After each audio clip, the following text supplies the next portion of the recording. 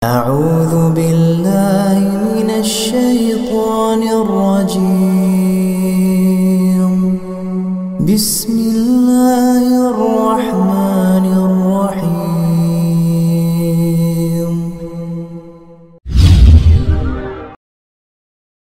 بسم الله الرحمن الرحيم. Assalamualaikum warahmatullahi wabarakatuh. Innal hamdalillah nahmaduhu wa nasta'inuhu wa nastaghfiruh wa na'udzu billahi min shururi anfusina wa min sayyiati a'malina. May yahdihillahu fala mudilla lahu wa may yudlil fala hadiya lahu. Asyhadu an la ilaha illallah wa asyhadu anna Muhammadan abduhu wa rasuluh.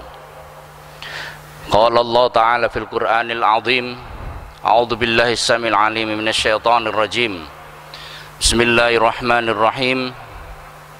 Ya ayyuhalladzina amanu taqullaha haqqa tuqatih wa la tamutunna illa wa antum muslimun.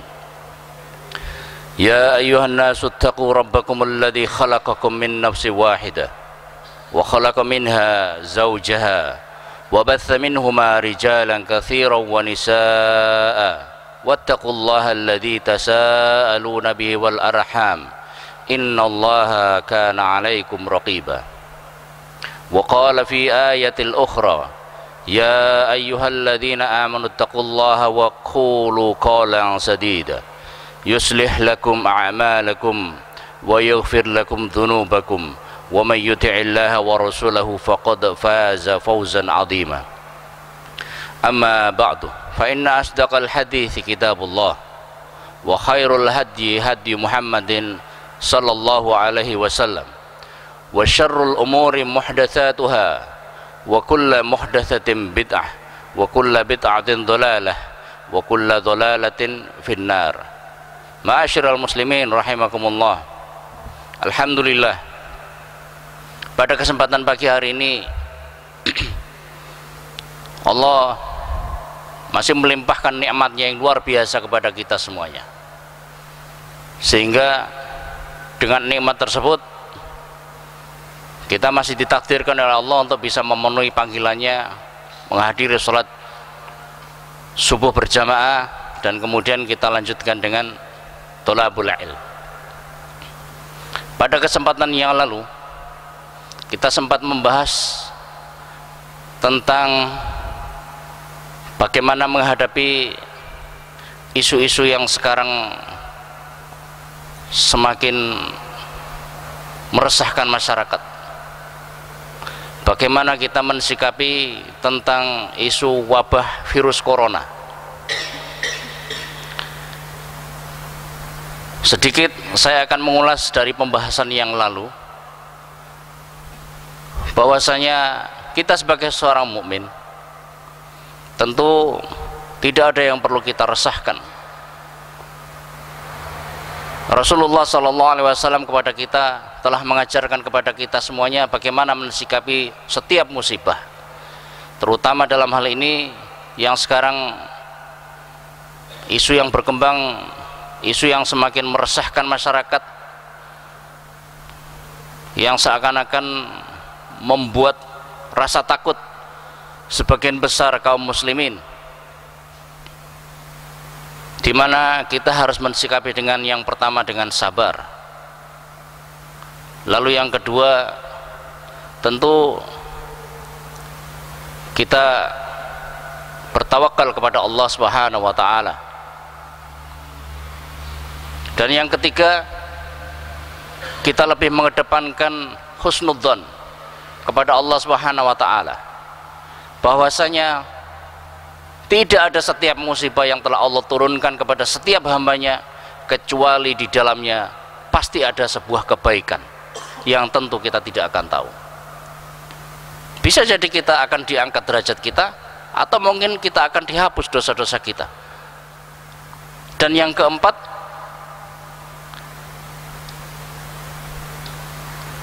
dengan adanya musibah tentunya kita justru akan semakin lebih berintrospeksi akan kesalahan-kesalahan kita, dan kita justru akan lebih semakin dekat kepada Allah Subhanahu wa Ta'ala. Yang dulunya mungkin kita jauh, seringkali lupa ketika kita berdoa, yang sesungguhnya doa itulah yang dinanti-nantikan oleh Allah, tetapi kita seringkali lupa.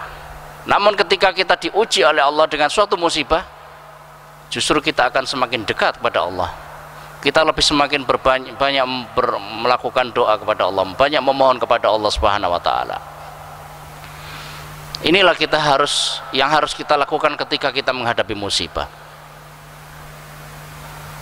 Mungkin barangkali di antara kita muncul pertanyaan, apa hubungannya virus corona dengan tawakal? Apakah mungkin ketika kita menghadapi virus corona yang sekarang sudah mulai semakin merebak, bahkan kabar terakhir di Indonesia sudah beberapa orang yang sudah terjangkit virus corona,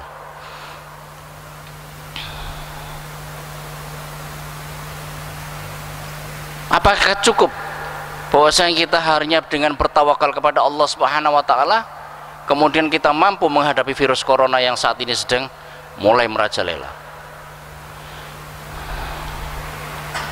Bapak Ibu sekalian yang dirahmati Allah, pada kesempatan yang lalu sudah saya jelaskan bahwasanya wabah atau Rasulullah menyebutkan di dalam sebuah hadisnya adalah ta'un, penyakit menular. Penyakit menular atau ta'un atau wabah bukanlah suatu hal yang asing. Dahulu wabah ini sudah mulai ada. Nabi kita Ayub alaihi salam, seorang nabi yang begitu sabarnya luar biasa, Allah mengujinya dengan penyakit wabah, salah satu ujian yang telah Allah berikan kepada beliau, ya. Lalu apakah setiap wabah yang dialami oleh setiap orang itu adalah karena akibat daripada sebuah perbuatan dosa yang dilakukan oleh seseorang? Tentu tidak. Kalau kita mensikapi dari sebuah ayat yang di dalam salah satu firman-Nya, Allah Subhanahu wa Ta'ala mengatakan, "Wa ma asabakum mim musibatin fabima kasabat aydikum." Dan musibah apapun yang menimpa pada diri kalian itu adalah karena sebab ulah, karena sebab dosa yang pernah kalian lakukan. Kalau kita melihat sejarah yang pernah dialami oleh Nabi Ayub alaihi salam, ternyata tidak setiap wabah, tidak setiap musibah itu disebabkan karena perbuatan dosa yang dilakukan oleh seseorang. Bisa jadi musibah ini adalah merupakan ujian keimanan bagi seseorang, sebagaimana Allah telah menguji Nabi Ayub akan kesabarannya, di mana syaitan merasa terusik dengan kesabaran Nabi Ayub, sehingga mereka berupaya bagaimana caranya menggoyahkan akidah Nabi Ayub alaihissalam, sehingga hilang kesabarannya, rusak akidahnya. Ternyata apa yang telah mereka lakukan ini sia-sia. Artinya apa yang telah dialami oleh Nabi Ayub alaihissalam bukan karena sebab dosa yang telah beliau lakukan, tetapi ini adalah merupakan ujian yang telah Allah berikan kepada beliau untuk menguji tingkat kesabaran, tingkat keimanan beliau. Begitu juga kita. Namun kita sebagai seorang manusia biasa, berbeda tingkat keimanan kita dengan Nabi dan para Rasul. Tentu sangat banyak dosa yang kita lakukan. Maka sangat tidak menutup kemungkinan bahwasanya setiap musibah yang dialami oleh setiap orang mukmin itu juga karena sebab perbuatan dosa yang kita lakukan. Tapi tidak ada yang perlu kita resahkan, karena setiap musibah yang kita hadapi di dalam yang mengandung hikmah yang begitu luar biasa. Allah akan menghapus setiap dosa-dosa kecil yang pernah kita lakukan, sehingga diharapkan ketika kita di akhirat nanti kita membawa beban yang sangat ringan sekali dari dosa-dosa yang pernah kita lakukan selama ini. Masya Allah. Oleh karenanya, sikap yang kelima adalah kita mensyukuri atas setiap musibah yang kita hadapi.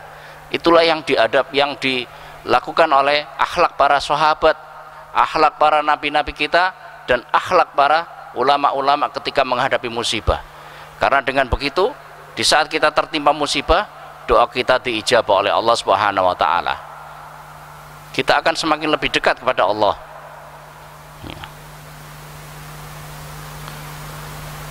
Lalu apa hubungannya antara tawakal dengan virus corona? Rasulullah Shallallahu Alaihi Wasallam pernah menjelaskan kepada kita, mengingatkan kita akan sebuah hadis yang pernah disampaikan oleh Rasulullah kepada kita. Beliau pernah menjelaskan, fana'u ummati, binasanya umatku, bitta'ni wa ta'un, karena sebab fitnah, karena sebab pencemaran kehormatan dan ta'un. Lalu kemudian para sahabat bertanya, ya Rasulullah, hadza ta'nu qad arafnahu, tentang fitnah, tentang ta'an, pencemaran kehormatan kita sudah mengetahuinya. Apa yang dimaksud dengan ta'an? Fama ta'un, lalu apa yang dimaksud dengan ta'un? Ta'un itu adalah wabah, penyakit menular. Lalu kemudian beliau menjelaskan, wahzu a'daikum minal jin, wabah atau penyakit menular itu adalah merupakan salah satu gangguan dari musuh-musuh kalian dari golongan jin.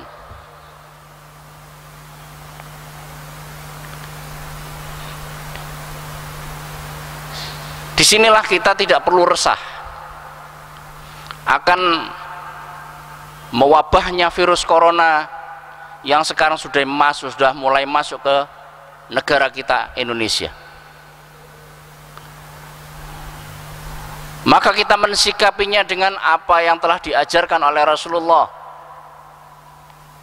Allah Subhanahu wa taala telah memberikan jaminan kepada kita bahwasanya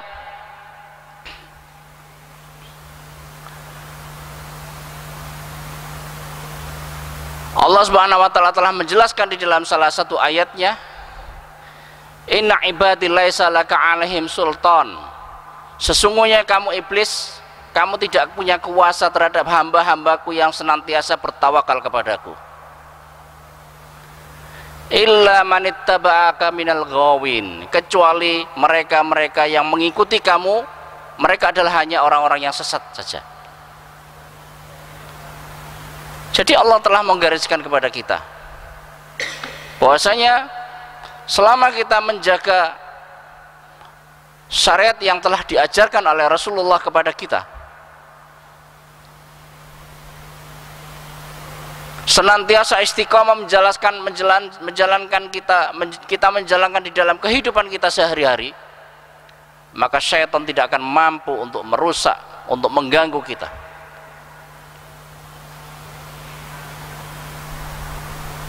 Jadi salah satu gangguan syaitan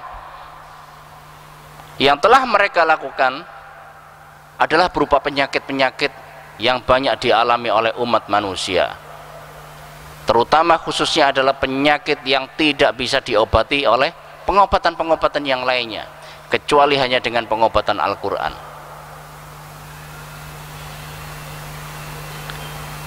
Wabah bagi orang-orang kafir ini adalah merupakan malapetaka bagi mereka, namun tidak bagi seorang mukmin. Bagi seorang mukmin, di dalam sebuah hadis Rasulullah menjelaskan bahwasanya ta'un itu adalah likulli syahadatin, bahwasanya syahadatul likulli muslim. Ta'un itu adalah merupakan pertanda kesyahidan seorang mukmin. Makanya Rasulullah menjelaskan di dalam hadisnya yang lainnya, asy-syuhada'u khamsah, ada 5 jenis orang-orang yang mati dalam keadaan syahid. Yang pertama, mabtun, orang yang meninggal dalam keadaan sakit perut. Apa aja sakit perut itu? Sakit perut itu diantaranya kalau ulama menjelaskan termasuk diare, diabetes, ya, dan semua penyakit-penyakit yang terkait dalam masalah perut, ya, termasuk juga orang yang melahirkan. Seorang wanita yang melahirkan, Masya Allah, Allah sudah memberikan jaminan, sudah memberikan garansi kepada setiap wanita-wanita yang mereka meninggal dalam keadaan melahirkan, maka mereka adalah syahid. Begitu juga orang-orang yang mungkin barangkali di antara kita mengalami sakit-sakit yang sudah tahunan tidak sembuh-sembuh, sakit diabetes, sakit liver, sakit diare, atau apa namanya, semacam masuk angin dan lain sebagainya. Penyakit-penyakit tahunan seperti ini yang kelihatannya remeh tapi ternyata tidak bisa diobati, kita tidak perlu resah karena kita sudah mendapatkan garansi dari Allah Subhanahu wa taala. Ini adalah pertanda kesyahidan. Salah satu bagian dari golongan orang-orang yang akan mendapatkan gelar syahid ketika mereka meninggal, asalkan dia adalah seorang mukmin. Dia betul-betul orang yang senantiasa bertawakal kepada Allah Subhanahu wa taala, senantiasa berpasrah diri dari setiap saat yang telah mereka lakukan. Tidak ada yang tersia dari waktunya kecuali hanya kepada Allah Subhanahu wa taala. Sebagaimana beberapa hal yang tadi sudah saya sampaikan. Yang kedua, al-mat'un, orang-orang yang terkena wabah, orang-orang yang terkena penyakit menular, maka mereka termasuk orang-orang yang diberikan gelar syahid ketika mereka meninggal. Masya Allah, nggak ada yang perlu kita takutkan. Mungkin barangkali ketika Allah mentakdirkan kita ternyata kita terkena wabah, mudah-mudahan tidak, naudzubillah, ya, kita tidak ada yang perlu kita resahkan karena Allah sudah memberikan jaminan, ya. Tidak sia-sia antum yang selama ini berdoa memohon kepada Allah mudah-mudahan diwafatkan dalam keadaan husnul khotimah, ternyata ketika diberikan wabah bingung, nggak karu-karuan, banyak mengeluh, ya. Nah, kalau gini kan malah gelar kesyahidan ini sudah di depan mata kita, ya. Tinggal bagaimana kita mensikapinya. Kita menjaga, senantiasa istiqomah menjaga keimanan kita, jangan banyak berkeluh kesah, karena dengan berkeluh kesah otomatis ini adalah merupakan bagian dari kufur nikmah. Allah tidak akan menjadikan musibah itu menjadi nikmat pada diri kita, akan tetapi justru akan menjadi suatu bencana bagi kita, karena Allah akan menambah azab yang Allah berikan kepada kita ketika kita mengkufuri nikmat.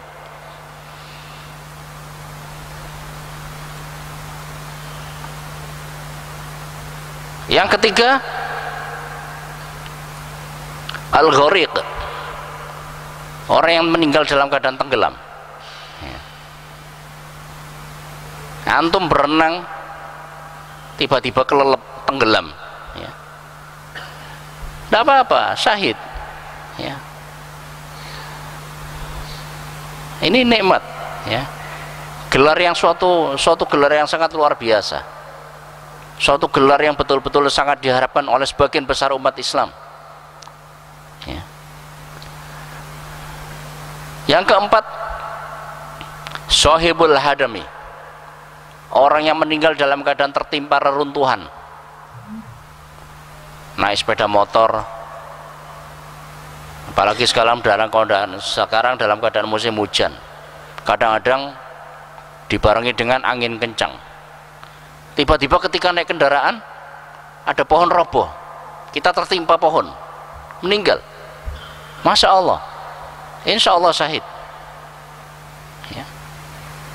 Nggak perlu resah, banyak garansi yang Allah berikan kepada kita, dan tidak perlu ikut-ikut asuransi, ya, karena asuransi yang diberikan oleh Allah betul-betul luar biasa, melebihi asuransi yang selama ini kita ikuti di dunia, ya. Karena asuransi yang kita ikuti mungkin di dalamnya ada unsur riba, tapi kalau kita mengikuti asuransi yang sudah Allah berikan kepada kita, Masya Allah, ini suatu nikmat yang betul-betul sangat luar biasa. Yang kelima, asyahid fi sabilillah, orang yang berperang di jalan Allah, menegakkan kalimat Allah, kemudian dia meninggal di dalam peperangan tersebut. Ini 5 orang yang mereka diberikan jaminan oleh Allah Subhanahu wa taala sebagai orang syahid. Jadi Bapak Ibu sekalian yang dirahmati Allah, tentu kalau kita melihat apa yang telah disampaikan oleh Rasulullah SAW bahwasanya ternyata wabah yang menimpa umat manusia ternyata itu adalah merupakan salah satu gangguan jin, maka yang seharusnya kita lakukan adalah semakin kita meningkatkan ketakwaan kita kepada Allah Subhanahu wa taala. Ini yang harus kita lakukan. Lalu bagaimana dengan sabda Rasulullah yang lainnya yang di sana dijelaskan, di mana di dalam ketika di suatu daerah terjadi wabah, maka kamu jangan masuk ke dalamnya. Namun ketika kamu berada di dalam suatu daerah yang di dalamnya terdapat wabah, maka kamu jangan lari daripadanya. Apa yang dimaksud daripada hadis tersebut?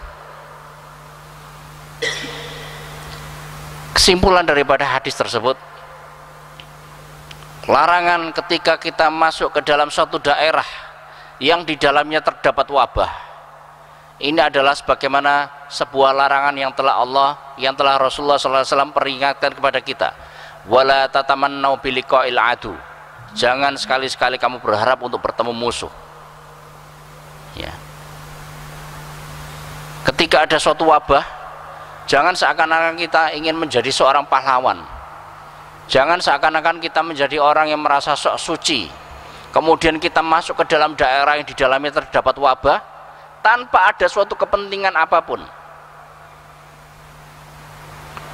Kadang-kadang ada orang yang merasa sok menjadi pahlawan, lalu kemudian dia mencoba untuk uji nyali. Ada tempat yang di sana dikeramatkan, ya, dianggap orang-orang sekitar ini adalah tempat yang keramat, lalu kemudian dia merasa menantang, ya. Nggak ada kepentingan apa-apa. Justru orang-orang seperti ini adalah musuh empuknya setan. Kenapa? Salah satu pintu masuknya setan itu adalah emosi yang tidak terkendali, kemarahan, kesombongan. Ini adalah merupakan salah satu bentuk kesombongan yang dilarang oleh Allah Subhanahu wa taala.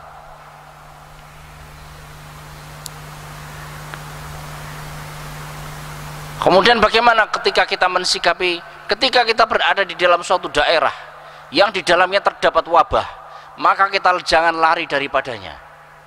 Artinya apa? Artinya kita tidak boleh takut ketika menghadapi musuh yang sudah berada di depan mata kita. Karena wabah ini adalah musuh-musuh kita, musuh-musuh manusia dari golongan jin. Tidak ada yang perlu kita takutkan. Inna kaida syaitani kana dha'ifa. Sesungguhnya tipu daya syaitan, mereka sangatlah lemah. Nggak ada yang perlu kita takutkan. Senjata kita hanya keimanan, tauhid. Ini yang perlu kita jaga untuk melawan mereka. Karena pintu masuk syaitan yang kedua adalah rasa takut. Ada 4.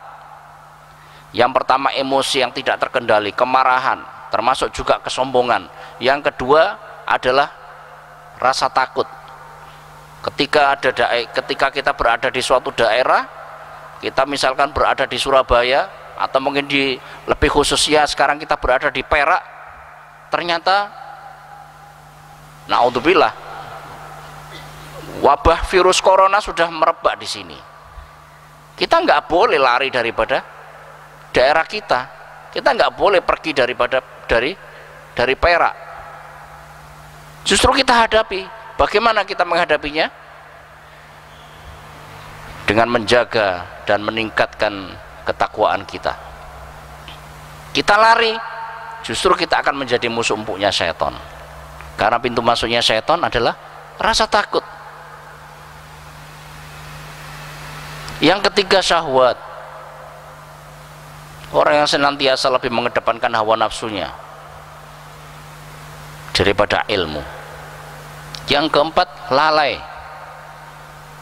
Lalai ini adalah merupakan penyakit umat yang saat ini banyak terjangkit. Lalai itu adalah kebiasaan seringkali meremehkan amalan-amalan atau syariat yang diajarkan oleh Allah dan yang disampaikan oleh Allah dan Rasulnya.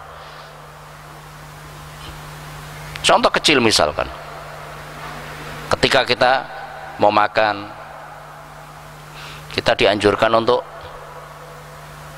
membaca doa, lalu kemudian kita dianjurkan makan dengan tangan kanan kita, tidak boleh dengan menggunakan tangan kiri dan berdiri. Kenapa? Karena dengan menggunakan tangan kiri atau berdiri ini adalah merupakan salah satu cara setan makan.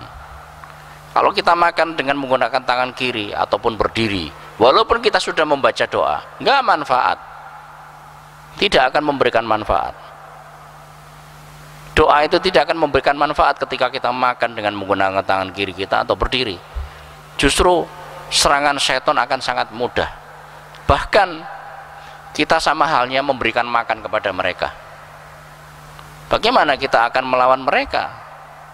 Sementara kita di dalam menjaga syariat, dalam kehidupan kita sehari-hari, dalam masalah yang sangat ringan saja, kita seringkali lalai, seringkali kita anggap remeh. Wah, ini kan permasalahan sunnah, kalau kita kerjakan kita dapat pahala, kalau kita tinggalkan kita tidak dapat apa-apa. Bukan masalah seperti ini. Tapi justru sebenarnya amalan-amalan sunnah yang sekarang banyak dilupakan oleh umat, ini adalah merupakan salah satu benteng yang kokoh untuk melawan kekuatan syaitan. Sehingga dengan begitu kita istiqomah menjaga syariat Allah di dalam kehidupan kita sehari-hari, maka kita tidak akan perlu resah, tidak akan perlu takut dengan apa yang namanya wabah virus corona. Senjata kita hanyalah takwa. Dan yang kedua, tidak ada keburukan, suatu keburukan apapun yang dapat menimpa umat manusia kecuali hanya dengan izin Allah. Wa ma hum bidzarrina bihi min ahadin illa biidznillah. Dan tidak ada satu keburukan pun yang akan menimpa pada seseorang kecuali dengan izin Allah. Asalkan selama kita menjaga ketakwaan kita kepada Allah Subhanahu wa taala, maka Allah senantiasa akan terus menjaga dan melindungi kita dari segala gangguan-gangguan syaitan. Sebagaimana dalam ayatnya dalam surat Al-Hijr, Allah Subhanahu wa taala berfirman, illa ibadaka minhumul mukhlasin. Ketika syaitan berjanji untuk menyesatkan dan mengganggu manusia, lalu kemudian mereka sudah mengucapkan, mereka sudah memberikan statement di hadapan Allah, illa ibadaka minhumul mukhlasin, kecuali hamba-hambamu yang senantiasa ikhlas, senantiasa berpasrah diri kepadamu, maka mereka tidak akan mampu untuk mengganggu mereka sedikit pun. Ini kunci yang harus kita pertahankan. Bagaimana sikap kita menjaga agar supaya kita terhindar dari isu wabah virus corona yang sekarang sudah mulai semakin merajalela. Mudah-mudahan sedikit ini bisa bermanfaat. Barangkali ada yang mau ditanyakan, silahkan. Ya.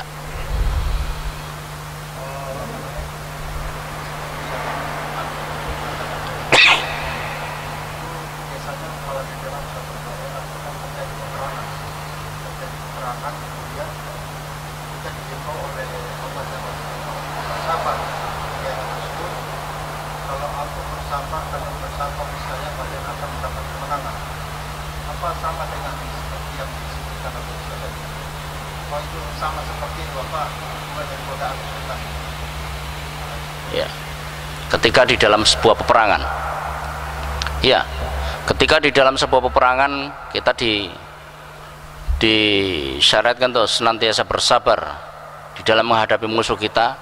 Ya, ini adalah mempunyai makna yang sama dengan apa yang sudah saya sampaikan tadi, bahwasanya pintu ketakutan ini adalah merupakan salah satu isyarat akan hancurnya sebuah umat, suatu umat.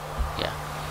Jadi ketika kita menghadapi musuh, musuh sudah berada di depan mata, kita tidak boleh lari, ya. Karena rasa takut ini yang justru akan semakin akan memudahkan kita untuk hancur, ya. Jadi kita bertawakal, kita berpasrah diri pada Allah Subhanahu wa taala. Karena dengan kita mengorbankan harga diri kita, jiwa kita, apalagi ketika kita berupaya mengorbankan jiwa dan harta kita hanya untuk demi tegaknya kalimat Allah Subhanahu wa taala, maka tidak ada yang sia-sia kecuali kita meninggal dalam keadaan syahid. Ya, jadi tidak ada yang perlu kita rasakan, apalagi ketika kita menghadapi wabah virus corona, ya. Ya, asalkan jangan kemudian kita merasa, kadang-kadang ada orang yang merasa sok suci, sudah merasa setiap hari sholat tahajud, banyak baca Al-Quran. Wah, saya ini sudah setiap hari sholat tahajud, sudah sholat jamaah setiap saat, kemudian saya sudah banyak baca Al-Quran, nggak mungkin saya kena gangguan jin, ya. Justru orang-orang yang seperti ini yang mereka akan sangat mudah untuk terkena gangguan. Kenapa? Kesombongan, ujub, ya. Ini adalah suatu pintu-pintu yang menjadi pintu masuknya syaitan, ujub, apalagi sampai sombong, na'udzubillah, ya. Ini penyakit-penyakit berbahaya, ya. Ini sangat pintu-pintu celah-celah syaitan yang sangat mudah untuk mereka untuk dihancurkan, ya. Justru kalau kita melihat orang-orang yang banyak terkena gangguan jin, kebanyakan orang-orang yang sombong seperti ini, orang-orang yang ujub seperti ini yang mereka terkena gangguan, ya. Merasa dirinya sok suci, merasa karena setiap saat sudah melaksanakan sholat tahajud, sudah sholat berjamaah setiap 5 waktu, sholat 5 waktunya, memperbanyak baca Al-Quran, zikir pagi petang, ya. Jangan dikira hanya dengan benteng-benteng seperti ini kemudian kita merasa diri kita sok suci dan tidak mungkin terkena gangguan jin. Banyak juga saudara-saudara kita yang mereka penghafal Al-Quran terkena gangguan jin, ya. Padahal kalau kita dibandingkan dengan mereka, teman saudara-saudara kita penghafal Al-Quran, Masya Allah, mungkin tingkat ketakwaan kita jauh dengan mereka, ya. Tapi permasalahannya bukan itu. Bagaimana kita dengan hafalan Al-Quran, amalan-amalan kita itu senantiasa kita jaga dan kemudian memberikan asar, memberikan pengaruh di dalam hati kita. Kalau kita sholat 5 waktu, bagaimana sholat itu bisa memberikan pengaruh pada diri kita? Inna sholata tanha anil fakhsya'i wal munkar. Sesungguhnya sholat itu akan mencegah seseorang untuk berbuat keji dan mungkar. Bagaimana kalau orang sudah terbiasa melaksanakan sholat 5 waktu di masjid, lalu kemudian dengan sholat 5 waktunya itu bisa memberikan pengaruh pada kepribadiannya, kepada akhlaknya, bisa menjadi lebih baik terhadap akhlaknya kepada Allah dan juga kepada setiap manusia, ya. Kadang-kadang ada orang yang sudah merasa sok suci, tapi kemudian karena merasa dirinya suci, akhirnya seringkali meremehkan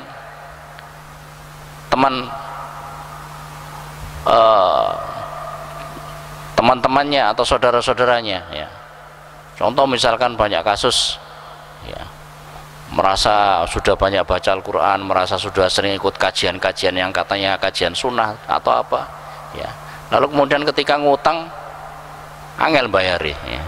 Malah kadang-kadang luwe kereng sing duwe utang timbangane sing ngutangi. Nah, ini kan lebih berbahaya, ini kan penyakit yang berbahaya, ya, penyakit umat ini, penyakit hati, ya.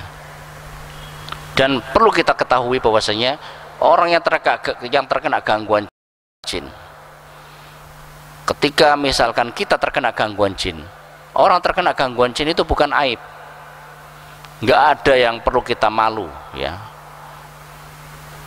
Bukan kemudian ketika kita terkena gangguan jin lalu kemudian harga diri kita menjadi rendah, tidak, ya.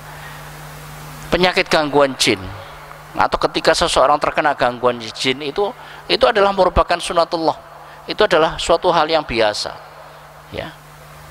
Karena Allah menurunkan suatu kebaikan kepada setiap manusia ada wasilahnya, perantaranya adalah para malaikat. Begitu juga sebaliknya, ketika Allah menurunkan suatu musibah, suatu keburukan kepada setiap manusia, juga ada perantaranya. Perantaranya siapa? Setan dari golongan jin. Ya. Jadi gangguan-gangguan jin yang dialami manusia itu adalah sesuatu yang wajar, bukan aib. Jangan kemudian ketika kita terkena gangguan jin lalu kemudian kita merasa malu, merasa seakan-akan harga diri kita menjadi rendah. Tidak. Merasa seakan-akan ketika kita terkena gangguan jin dianggapnya kita ini sebagai orang yang lemah iman. Tidak. Ya. Apakah Nabi Ayub yang ketika kena wabah, terkena penyakit wabah, penyakit menular, penyakit kusta, apakah beliau juga termasuk orang yang aib?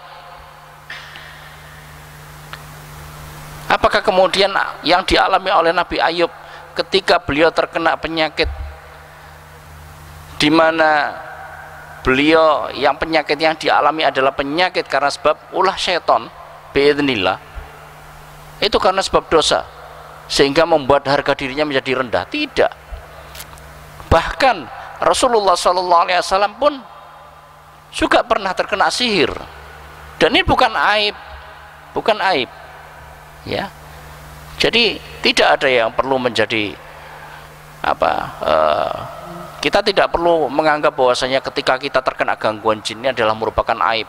Bahkan ironisnya, saya sempat mendapatkan informasi dari berbagai daerah, ya, ketika ada orang yang meninggal yang diisukan si fulan atau si fulana terkena gangguan sihir misalkan, saat meninggal ada sebagian orang itu tidak mau menyolotkan.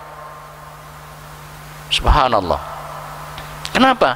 Karena mereka memandang orang yang terkena sihir ini berarti dia telah melakukan perbuatan maksiat, perbuatan dosa, sehingga tidak layak disolati. Ini keyakinan dari mana? Ya. Padahal kalau antum tahu, orang yang terkena sihir, ya, orang yang terkena sihir itu adalah termasuk salah satu daripada 5 kelompok orang yang mendapatkan gelar syahid. Kenapa? Orang yang terkena sihir itu mempunyai indikasi khusus. Ciri-ciri utamanya adalah di perut. Jadi ciri-cirinya orang yang terkena sihir itu ada di perut. Perut terasa sebal, sering kayak mual, masuk angin, kembung, nyeri, perih, atau kadang-kadang ada yang kalau sudah parah kayak ada yang bergerak sendiri, atau mungkin melembung sendiri, kempes sendiri. Ini indikasi-indikasi orang terkena sihir.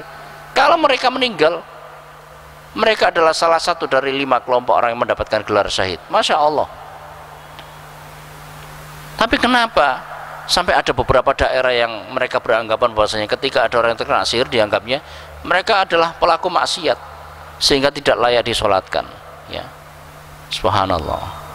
Ini mudah-mudahan ini tidak terjadi di Surabaya atau di daerah-daerah lainnya, ya.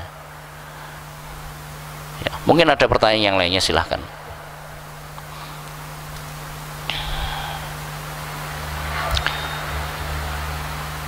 Tapi kalau tidak ada, kita akhiri majelis kita dengan doa kafaratul majelis. Mudah-mudahan apa yang saya sampaikan pada pagi hari ini bisa bermanfaat bagi kita semuanya, dan kehadiran kita di dalam majelis ilmu ini mudah-mudahan bisa menjadi pemberat amal soleh kita di akhirat nanti.